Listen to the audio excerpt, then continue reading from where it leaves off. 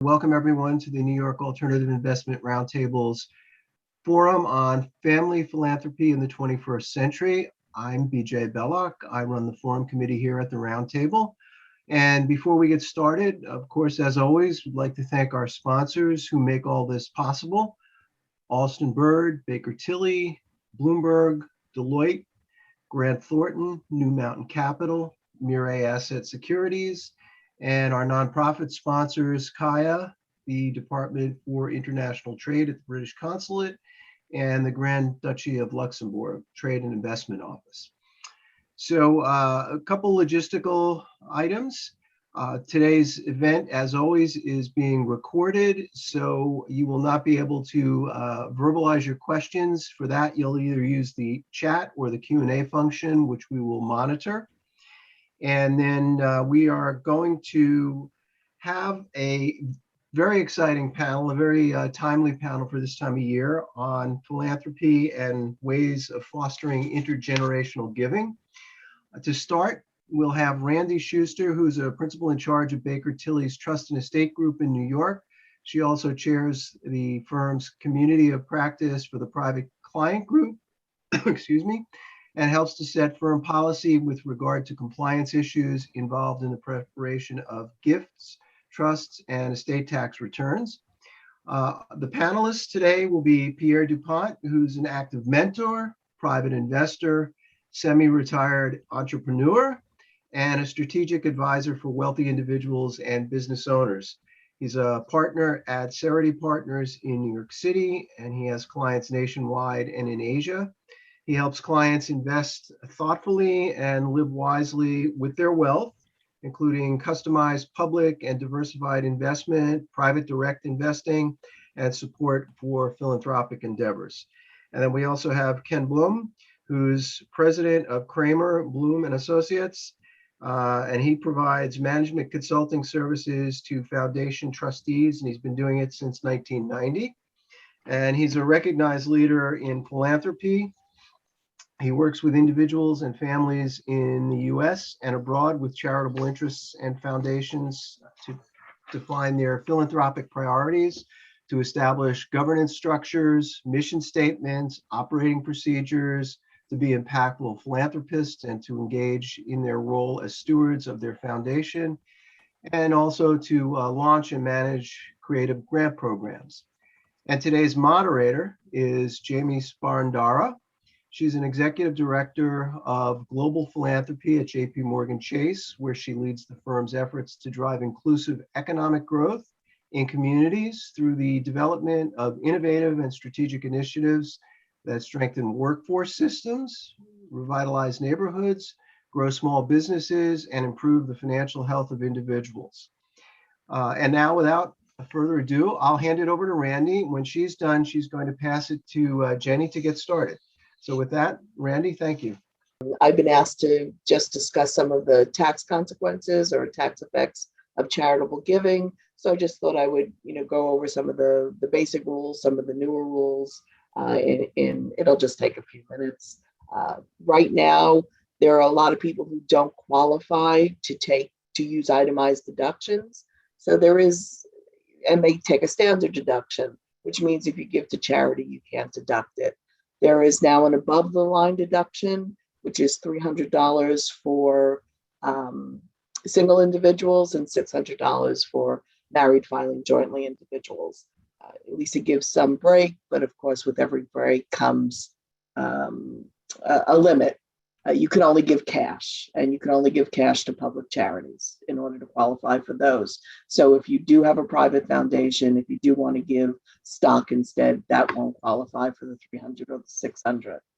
On the other side, on the upside, charitable donations have also always been limited by the amount against your adjusted gross income, which you can offset. There is now a 100% charitable contribution limitation. In other words, you can offset your entire adjusted gross income through charitable giving. Again, there's limitations on what you can give. It has to be cash. It cannot be to a private foundation. It cannot be to a donor advised fund. It cannot be to a supporting organization. So you have to weigh what your charitable contribution carry forwards are, what you would like to give, and what's the cost of giving cash. Obviously, if you've had a cash realization event, well, then you might have the cash to give. If you have to sell stock, you have to weigh the cost of the capital gains against the charitable contribution deduction. The one thing that has stayed in the law and will continue is that you can give from your IRA directly to certain charities. Again, they have to be public charities, but you can give away up to $100,000 of your required minimum distribution directly to a charity. The advantage to that is you're not paying income tax on that money. You don't get a charitable contribution deduction, but you're able to use the money for charitable purposes. This works well with people who may not need the deductions because they have, for instance, they've given so much in prior years, they have carry forwards. It allows them to use their carry forward, not increase it, and still give to charity in a smart way. The limits otherwise for charitable contributions are really 60% if you're giving to publics. And what that means is 60% of your adjusted gross income is the most you can offset. So if you want to give appreciated stock and you want to give cash, that's 60% of adjusted gross income or to public charities. If you want to give to private foundations, the limits are lower. So that basically is the outline. It hasn't changed that much. The newer things are increase to 100% of AGI. We have quite a few clients who took advantage of it last year and are taking advantage of it again this year in 2021. So it's things to look for, things to do. Obviously, you should discuss it with your tax preparers and tax advisors just to make sure you're using everything you have to the best of your ability. And that's pretty much the summary I have. I don't know if there'll be any questions, but they can be forwarded to me and I can answer them. And I'll hand it off to Jenny now. Thanks so much, Randy. And let me just start off by saying thank you, BJ, and the entire team for inviting us to participate in this discussion today. We're really excited for how we'll spend the next hour together. Just a reminder, if you do have questions or comments that you want to offer up as part of this, if you put them into the chat or the Q&A, we'll do our best to keep an eye on that and work them into the discussion as we go along. We have a pretty broad topic to cover today, the changing nature of philanthropy and the importance of intergenerational philanthropy. So I'm excited for how we'll be able to kind of take a crack at that. I'm really excited to be talking with Ken and Pierre, who are going to be bringing their perspectives to the work. BJ did such a nice job introducing all of us, so he kind of stole my thunder for the first question, which was going to be like, let's take a moment to introduce ourselves, but maybe actually just building on Randy's presentation, maybe starting with you, Pierre, and then going to you, Ken. Anything that you think is kind of noteworthy about what she shared or just this moment in time with regards to, we did want to talk a little bit about the tax landscape and what that means for our clients, our partners. So just wanted to start there with some reactions, reflections. Pierre, why don't we start with you? Sure. And thank you, Jenny, for moderating us here. Ken and I need a lot of moderation, I'm sure, but we'll try to keep it all focused. And I'm thankful for New York Alternatives Investment Roundtable for putting this together. So thank you, BJ and Britt and the rest of the team there. So I'm not sure I can play much on what Randy said. Other than to make the obvious point that there are going to be changes at the end of this year. Who can predict what comes out of Congress and how things will play out? But clearly, here in the States, there are going to be some changes, and I think a fair bit of that will put pressure on people to do maybe more philanthropic giving because there are some tax advantages in doing that, and those will become more important in the next a few months as we come towards the end of the year, which happens at the end of most years, in fact, of course.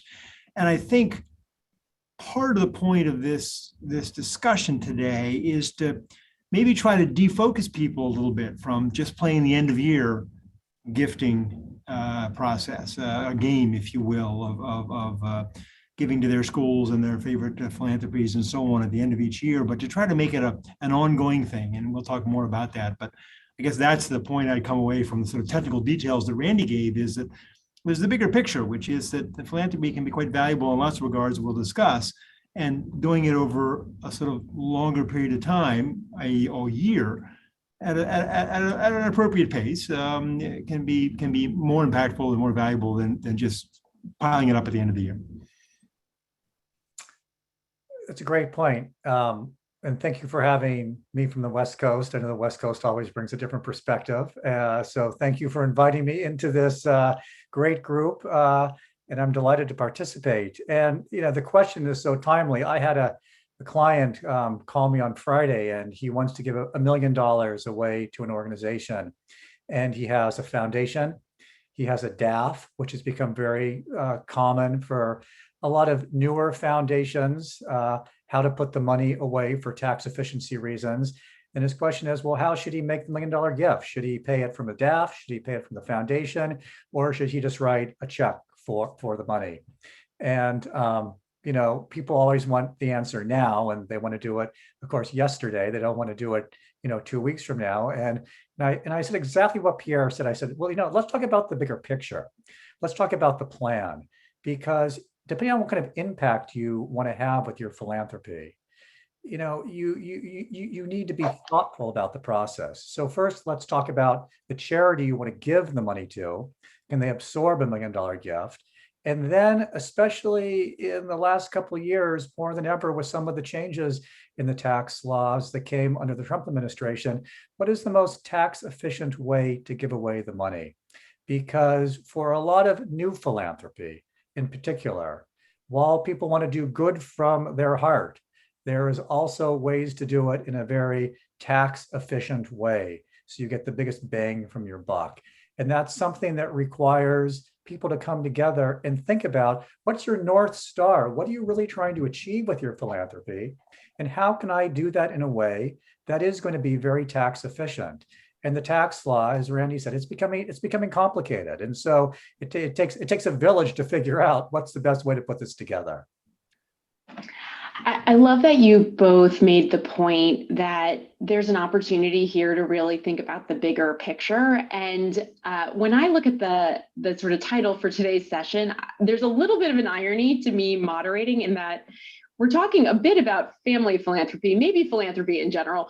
I sit within a corporate philanthropy, so I'm part of the corporate responsibility team at JP Morgan. But in us thinking about some of the topics we wanted to cover, there were some key elements that we're all thinking about and working through. And one that Pierre, you noted when we were talking, was an opportunity for philanthropy really to be a lever for engagement. And when we're thinking about sustainability of philanthropy, how this is a real tool around engaging across family members. So I was wondering if you could speak a little bit to that, and then Ken, would love your views on that as well. Sure, and I will come to that point of engagement in just a moment. I do want to make the point that you don't have to have $1 million to make a difference and to have philanthropy be important to you and your family, and also to the recipient nonprofit. And so when we come to the question of engagement, I on the sort of family side, where there's maybe a desire for sort of multi-generational family engagement, but even on the individual side, where it's a parent and kids, even kids who are teenagers or even younger, engagement is actually really critical, and there is a lot of benefits you can bring to your family and to yourself to engage your family and those around you, in addition to engaging the philanthropy. Now, to be fair, for $500 or $1,000, probably most philanthropies don't really want a lot of engagement, and they don't have the ability to support that very well. But to a degree, they can, and even if they can't do that, engaging your family about the philanthropy is a great opportunity to strengthen your mentoring. And by the way, that's bi-directional mentoring, not only you mentoring your kids, but your kids maybe pushing you and mentoring you as the older person in positive directions. And that to me is the most important part about engagement, is the chance to strengthen family bonds and using philanthropy, charitable giving as a tool to do that, to improve communications and strengthen the bonds within the family, and thus achieving an internal benefit to the family that's irrespective of how much the dollar amount is. The talking about it can be really valuable. So that's kind of where I would go with engagement. This engagement piece I find fascinating, because we're ultimately, at the end of the day, we're investing in people. And you're investing, whether if it's a family foundation, whether it's an individual donor, whether it's a corporate foundation, you're looking to make an impact in your community. And I think people sometimes they overanalyze, like, well, how do I engage my young kids? What's the right age to do it? And it really can be as simple as starting with conversations with your kids. The foundations I work with, that where there's been multi-generations, you really see patterns of what has worked really well and when things don't work. If grandpa was referred to as the colonel, that's what it gives you some idea about maybe how engaging and maybe rigid the hierarchy was. But when people talk lovingly about pops, from 4 generations ago, and they want to carry out the family legacy, but their generations have given them the freedom to do it with a more contemporary bent, because there's been engagement throughout, because they haven't waited for the kids to turn 40 to be engaged. Or even one of the corporate foundations I work with, the corporate lives to engage their grantees by coming to make a presentation to all the trustees who sit on the board. Or another foundation I work with, they bring the whole family together the night before a board meeting so they can start talking about philanthropy. It doesn't have to be anything very formal, but some make it more formal by having a junior board and letting people dabble with some of the funds. I think the key is that the engagement has to be an ongoing process. And you just can't wake up and say, well, it's 2022, I guess we better start some kind of engagement. It really has to be part of the DNA of the giving structure, that it's taken as not a hobby, the engagement, but engagement is what we do to carry on our legacy. Whether the legacy is my own family and my wife and I have a DAF where we engage our kids, or it's a multi-generation billion-dollar family where there's a nominating committee and they have a very formal process. But if you don't talk about it, you'll never really deal with this issue, which is so critical, which is the real heart and soul of what becomes of the organization. And Jenny, let me interject to sort of push it back on you for a moment, because I imagine in the corporate world, you face exactly the same kind of engagement opportunity and the benefit that comes from it, both engaging within the corporation, but then also engaging with the charity. And so it becomes more effective. I presume those same engagements map over, and they apply whether you're, a $500 giver or a $5 million giver, but you as a corporation must face the same kind of engagement benefits and opportunities and challenges even.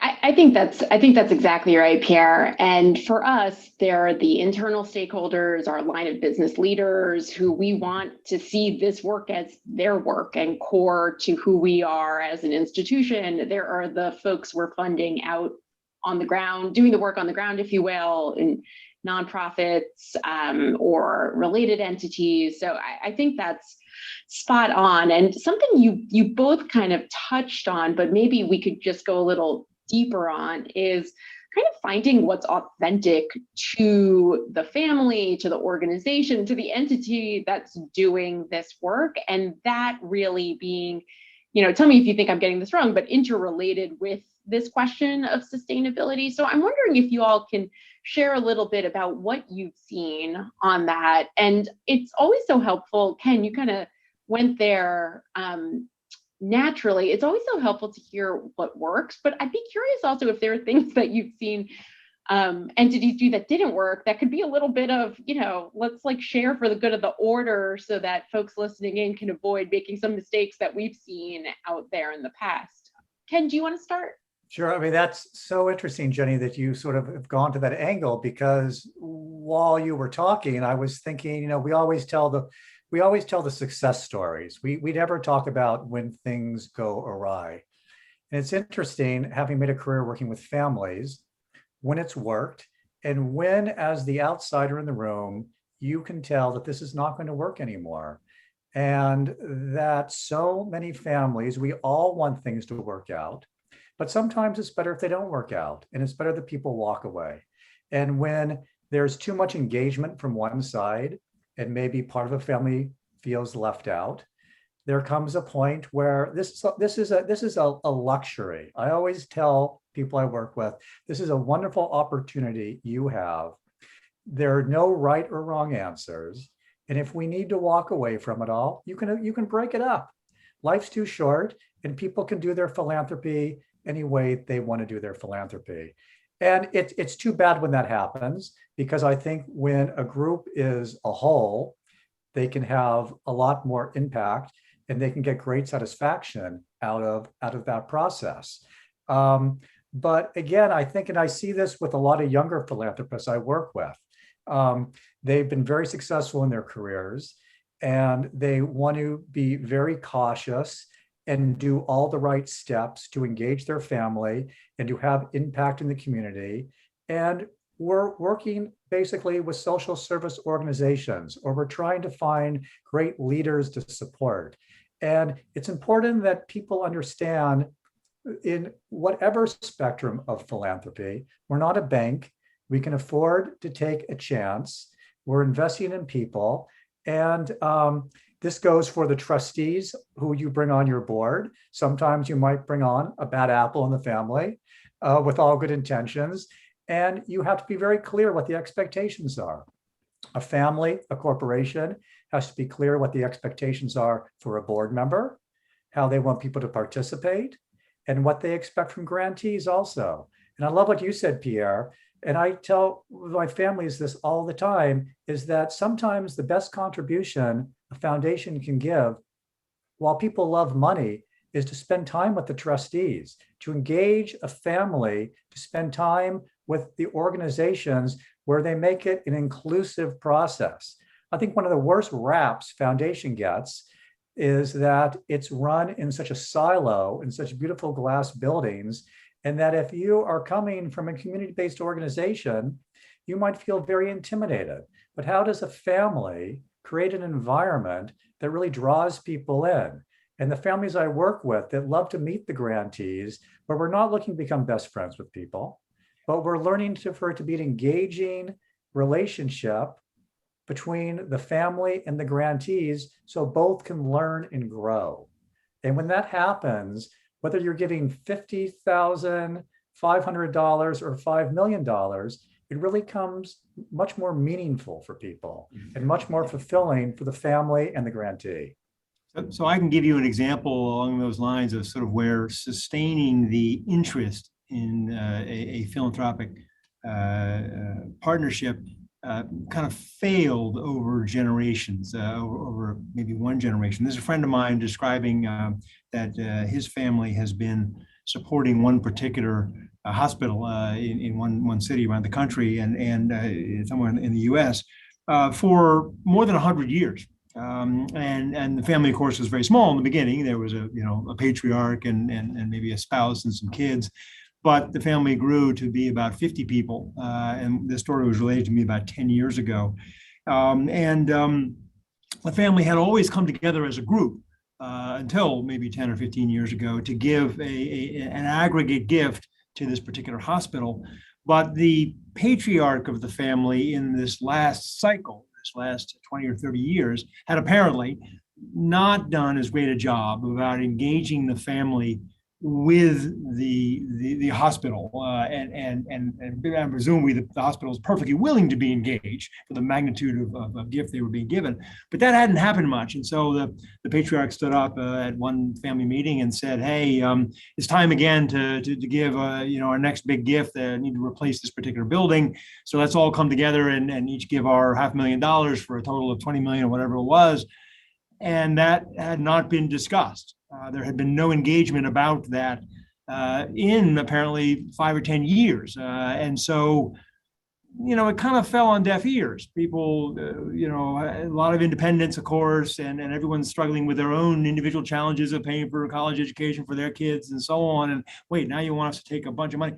But had there been engagement over the prior several years, if not, every year, with the hospital, the benefit it's bringing to the communities that the hospital operates in, and the importance of this particular gift, which comes on sort of a 10 or 20-year cycle as they have to upgrade a particular building, would have been much more effective.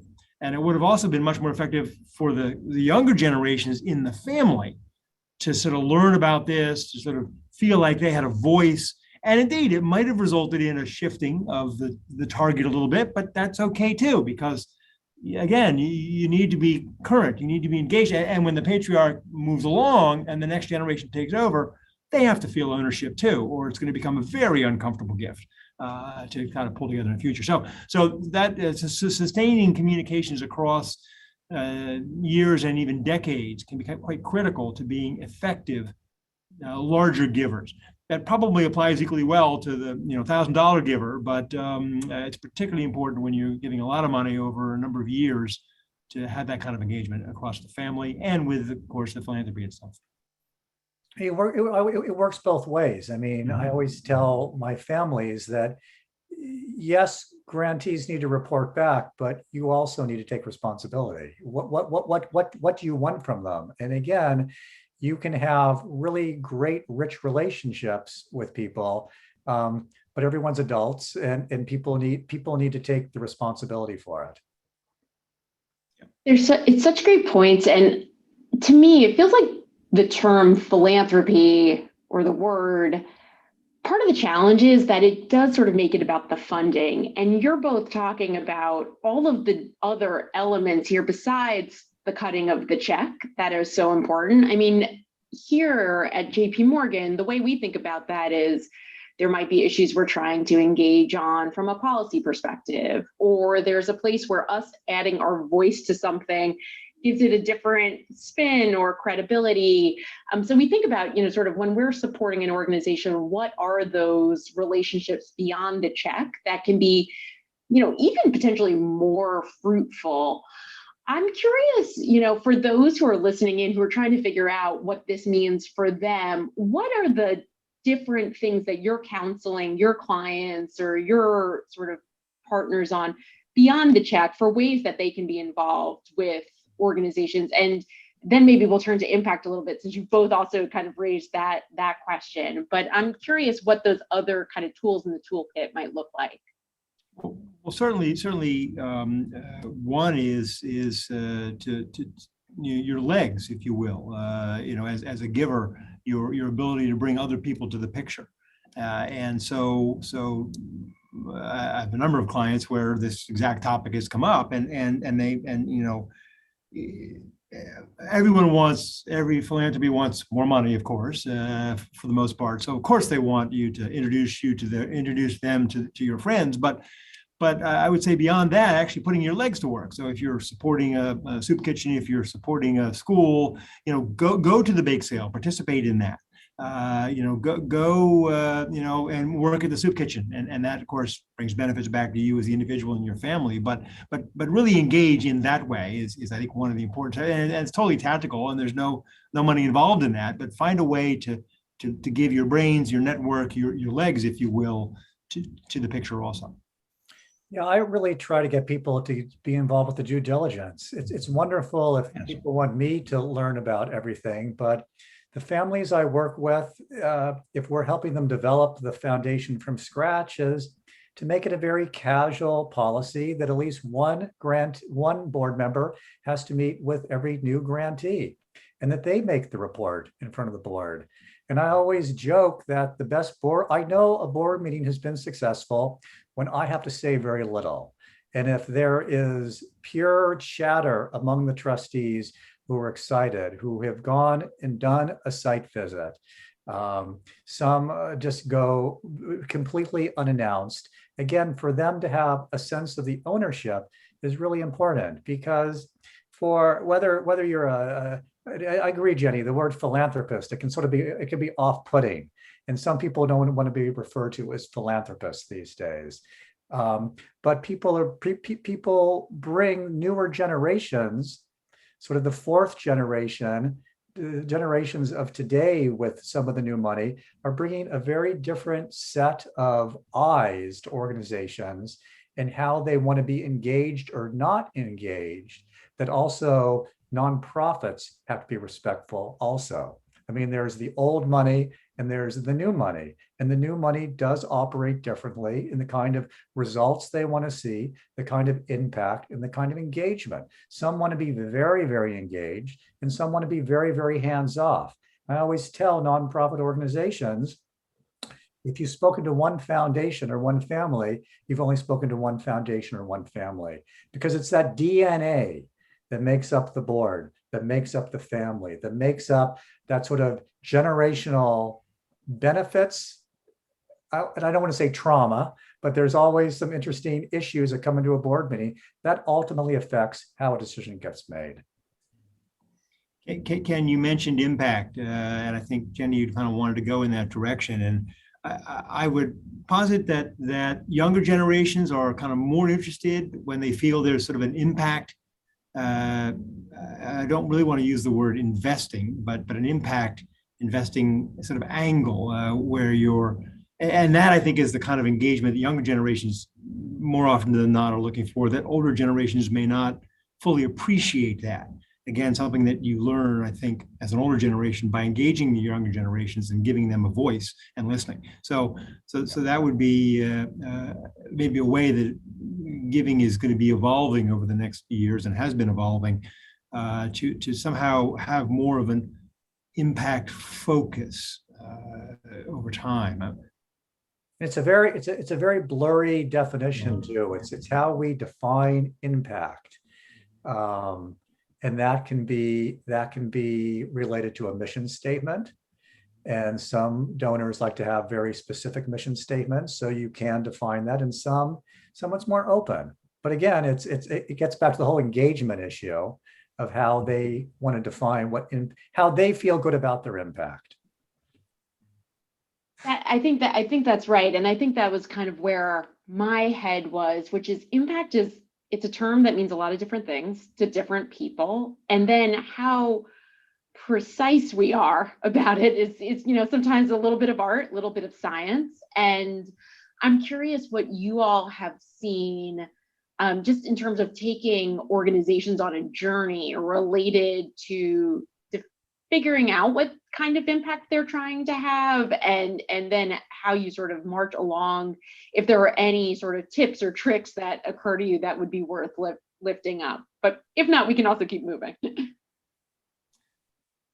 Yeah, that is a tricky one. I think it's going to be in the eyes of the beholder, right? It's going to be in the eyes of the person who wants to make an impact kind of gift, but also the receiver's eyes too, the philanthropy's eyes.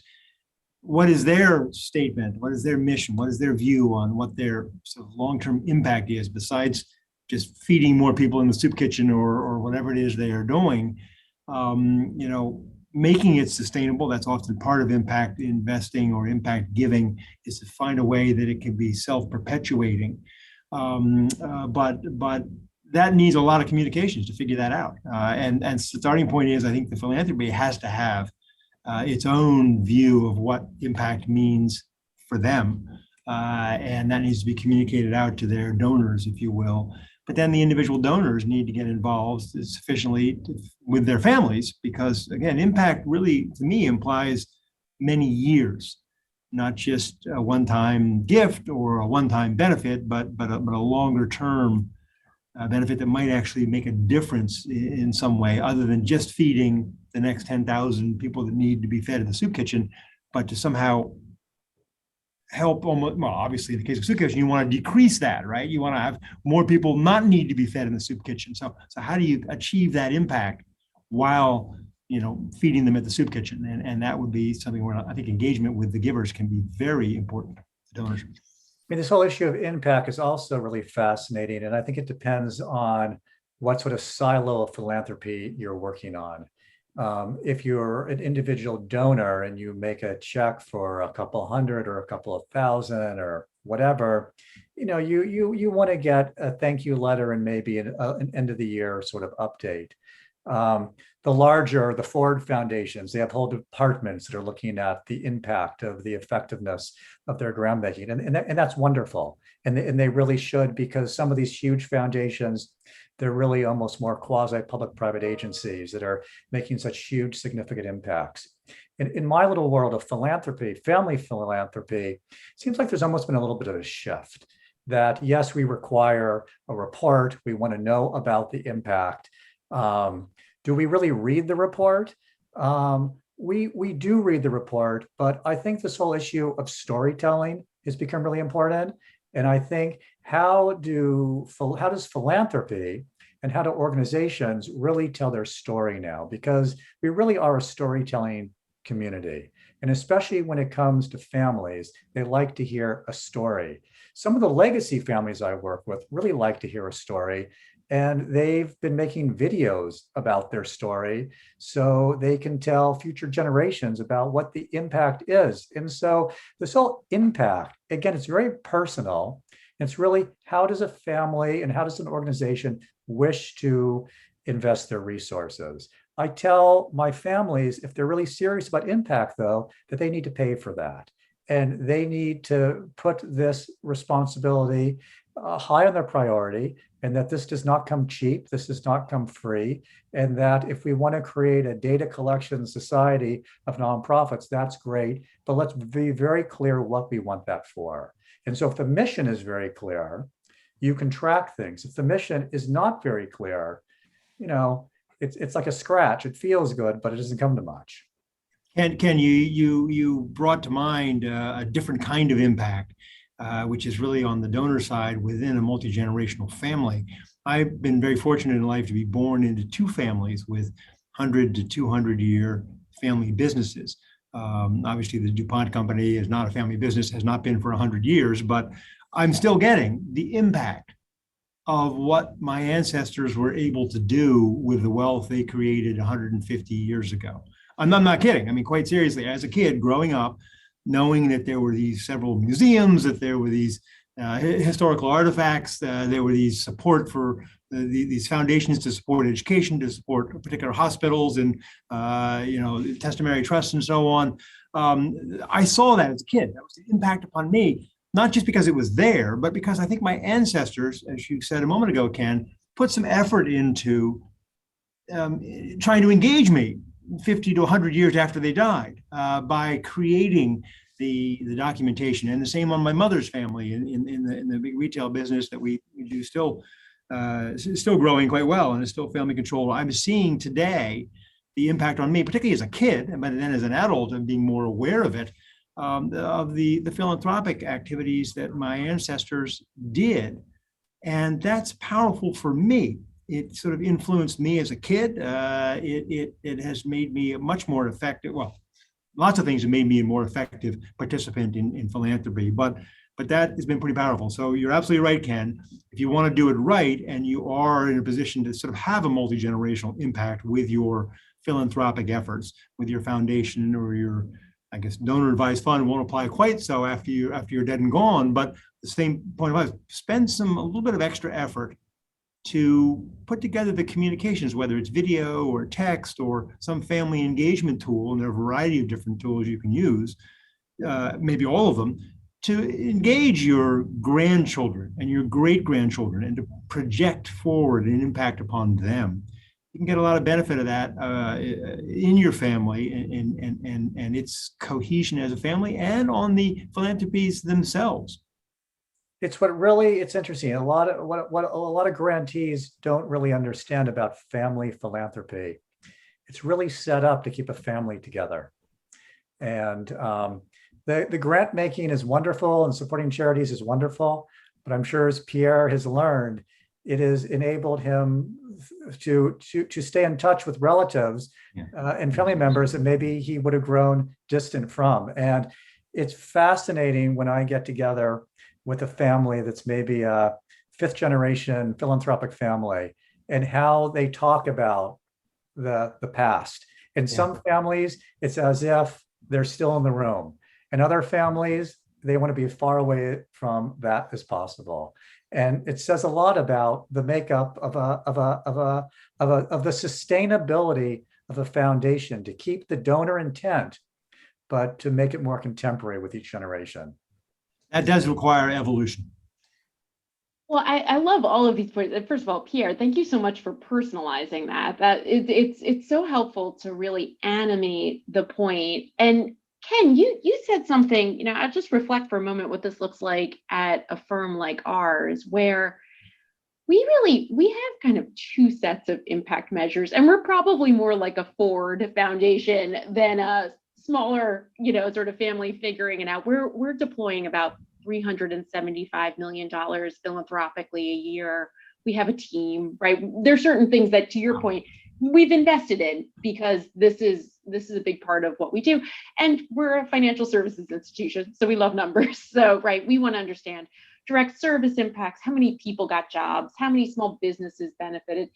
Then we really, and this is only over the last 6 to 7 years, started thinking about systemic impacts. And I think, Ken, you made this point, or Pierre, you made this point. It's kind of like the teach a man to fish, they'll eat forever rather than give them the fish perspective. How are we moving more of our philanthropy to that kind of systemic work? Longer term, deeper impact, if you will. Exactly right. And that's because I think you guys both make these points. We're in it for the long haul. So what does it look like? We're an old company relative to other sort of corporate philanthropy. So what does it look like to really see your fate tied to the economic futures of people across this country, around this world? So I really appreciate those points. And Ken, I think you're spot on. It's the numbers and it's the stories. And for us and our stakeholders, we've kind of gone cyclical on that, but I think we've recognized for us, it's both.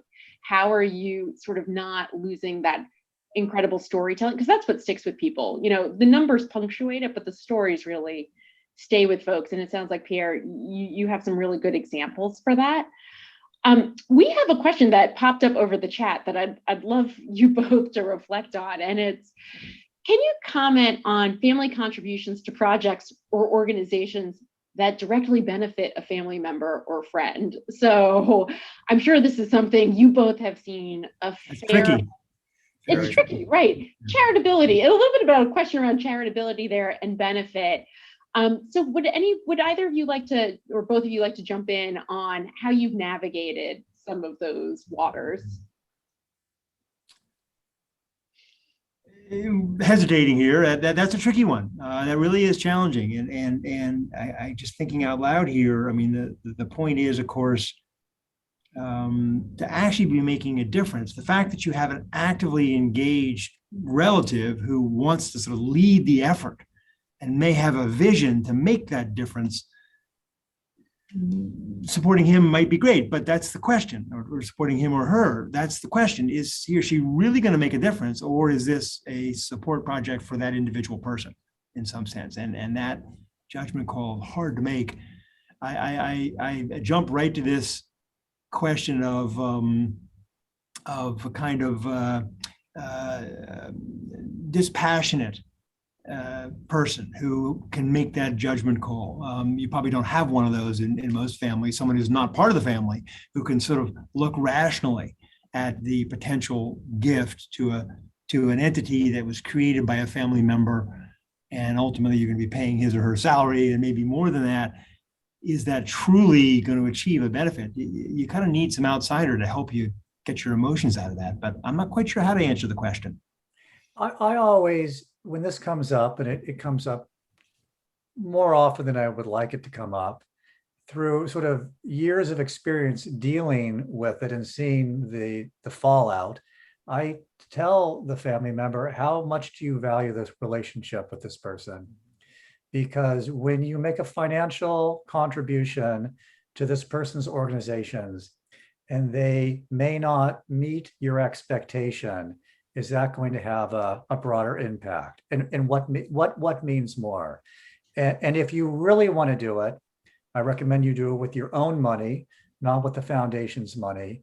But if you do it with the foundation's money and the board approves, we want to make sure that everything falls within accountability from the accounting perspective when we have to report on the 990. So there's no embarrassments because everything really is public access.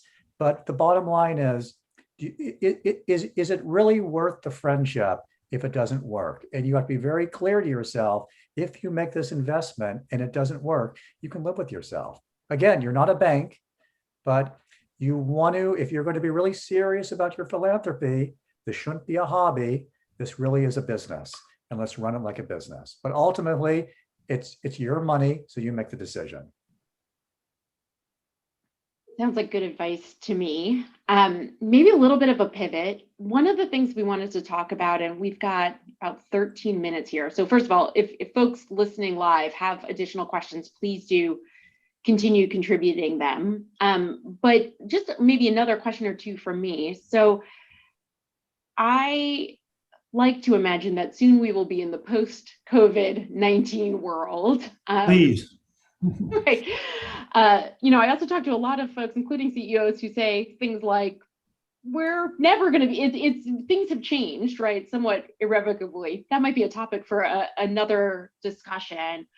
But one of the things we did want to spend some time on today is how has COVID-19 changed philanthropy? So maybe we start broadly with that. And Ken, maybe we start with you.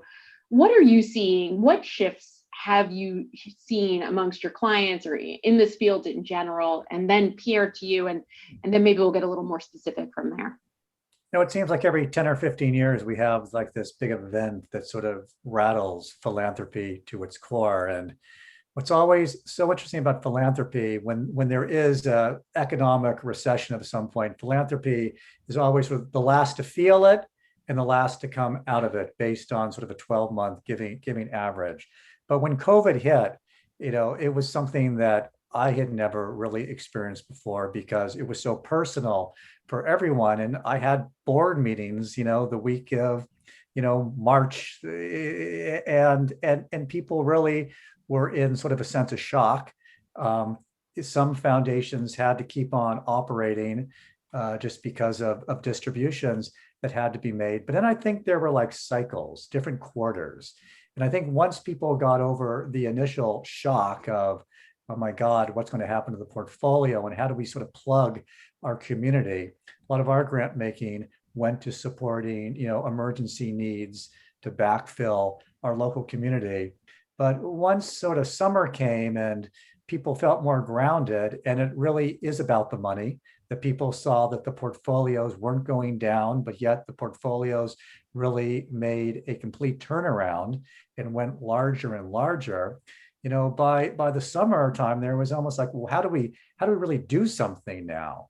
And how do we help, whether solve the problem or how do we even feel more committed to the mission that we have the privilege to do something with, because our revenues keep on going up and up and up. And getting board members together via Zoom and having the kind of conversations we were able to have really almost broke down barriers between some families.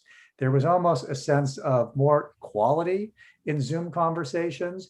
People could come together quicker, and there was no limit to participate. And there was actually greater participation, and I think people show their vulnerabilities more, at least in the family side, because people wanted a sense of community. And the philanthropies I work with, I think, feel more energized today because they've seen a more direct impact with their giving because of COVID. And now, as we sort of leave this environment, I think we'll always operate differently. But the bottom line, the portfolios are so much bigger now.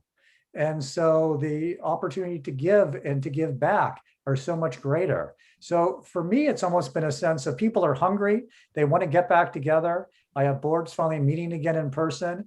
People are doing it more cautiously, but we're living in a different world now. It's a world of sort of unknowns. It's a world of sort of hybrid grant making, hybrid meeting. And I think it's going to be exciting.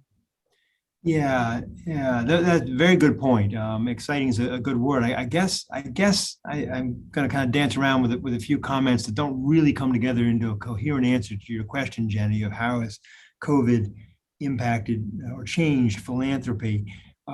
Certainly, I'm aware of and kind of close to a couple of different philanthropic endeavors and some people who give to philanthropic endeavors. And I saw some of the things that Ken mentioned, sort of a freezing up of giving in one case, and actually an acceleration of it in another case. But in the end, I think everyone ended up back on a similar path they were before. But COVID provided, and the change in our communities, and Zoom being part of that, provided an opportunity, I think, for charitable endeavors to show their own strengths and their own ability to evolve. And so I do recall being impressed with one particular group that really took to the sort of new Zoom world, if you will, and had some pretty effective communications tools in the beginning. And truthfully, I was only involved for a little while back in kind of May and June and July, a year and a half ago now. And they actually evolved quite nicely. And I think that strengthened their position with their donors. But again, and that's not really a general statement of how philanthropy changed because of COVID. So I don't know if I can summarize an answer there. But what I've seen, Pierre, and I don't know if you've seen this also, but every economic crisis, the organizations that were run really well before the crisis survived the crisis, and they were running just as well. And those that were not planned and had problems before the crisis have always come out of every crisis either gone or equally as dysfunctional. And it really sort of sets the tone. I think the message that you have to plan, you have to have good governance, you have to have a clear mission, you have to have a good investment policy. You can't freak out. And good management. You have to stay the course. Yeah. And those that give this thought are going to come out and they're going to be okay. And those that don't give it thought aren't going to survive as well. Yeah, I like that. I like that point. Leadership matters, management matters. They matters more clear. It's clearer the implications when you don't have those things in these moments. We have a couple of questions. I'm going to see how many of them we can get to in our time remaining. So we have a question here about impact investing, which actually came up a little bit prior in the conversation, and whether we see impact investing as replacing philanthropy in the family office space.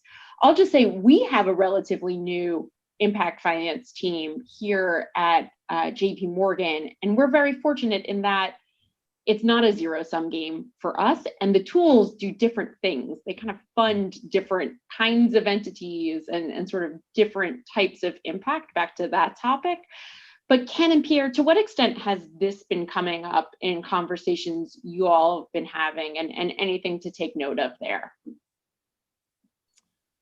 Yeah, I mean, I think there's been a lot of discussion about, from the other perspective of, is impact investing really nothing more than a fancy name for philanthropy?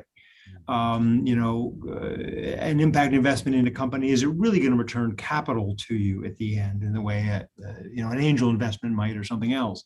So I don't think impact investing will replace philanthropy, because I think impact investing kind of requires certainly maybe a different way, a different level of engagement that some people aren't going to be doing, aren't going to have the time or the energy to really do as well as they maybe ought to. And so it becomes basically a gift, a philanthropic gift, and they look for a tax benefit on it. So I don't think impact investing replaces philanthropy at all in the long run in the family office space. I think there's going to be a split, and more people kind of trying to turn what used to be their philanthropic giving into more of an impact, so-called impact investment, with the expectation that maybe there's a return to them in the end, but that I think it does require, and they expect to do, more involvement, more engagement with the target than they might have with philanthropy. But no, not replacing it at all. Yeah, I think it can be a mix. And I like to tell people, well, let's hear what you have in mind, because if you really want to do impact investing, okay, here are your options. You can make a mission related investment, or you can make a program related investments, and let's do one. And we'll walk through the process and we'll see if you have the stomach for this. But again, I think it's a way. I think New Philanthropy could be very interested in this, but again, they have to make it a priority to understand what the implications are. They can be very powerful, but the worst thing we want to engage in is sort of fad philanthropy. Yeah. Oh my gosh. Right. Big nods all around the Zoom room on that. And there is, I don't know, Pierre, if this is exactly the point you were making, but there are also a lot of grants in impact investing clothing that we see these days, where I think, it's probably more marketing than about It is the marketing on the structure. behalf of the philanthropy, if you will. That's right. That's right. Maybe an appropriate last question for the moment we're living in. You both kind of acknowledged that in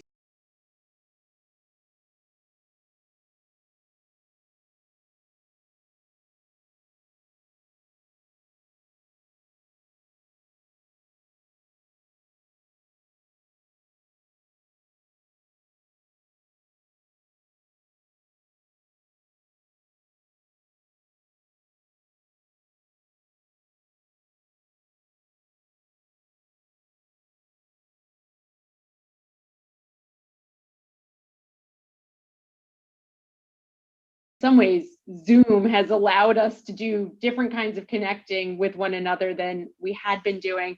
We have a question here on just tech and the next generation, and whether you see there being a bit of a digital divide between members of families and how that's playing out. We've got about 3 minutes. I want to make sure that we have a little bit of time just for a last word, but does anybody want to jump in on that question?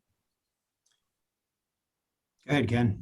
Well, so living in sort of the tech world in the Bay Area here, it's interesting. I think there are a lot of interesting opportunities where tech is going to be involved. Interesting about tech is still in the wealth building portion of their careers. And so the kind of thought that's being given to philanthropy, it's still at a very macro level, and it's trying to figure itself out.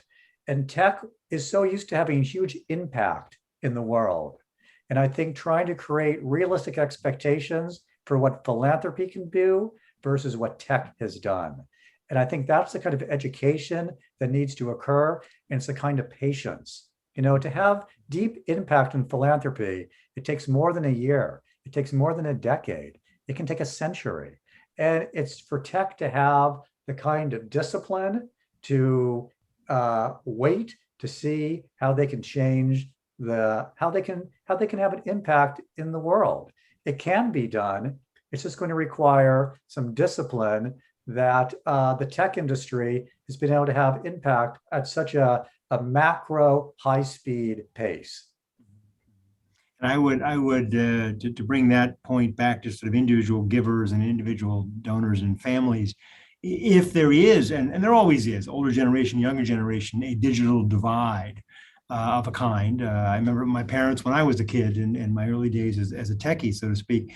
I turn it around and say it's an opportunity. It's an opportunity for the older generations to engage the younger generations and learn from them, and an opportunity for the younger generations to engage the older generation and learn from them, but also push them to evolve. So I don't think there's a divide so much as an opportunity to use technology as one of the catalysts to bring generations together in a multi-generational giving environment.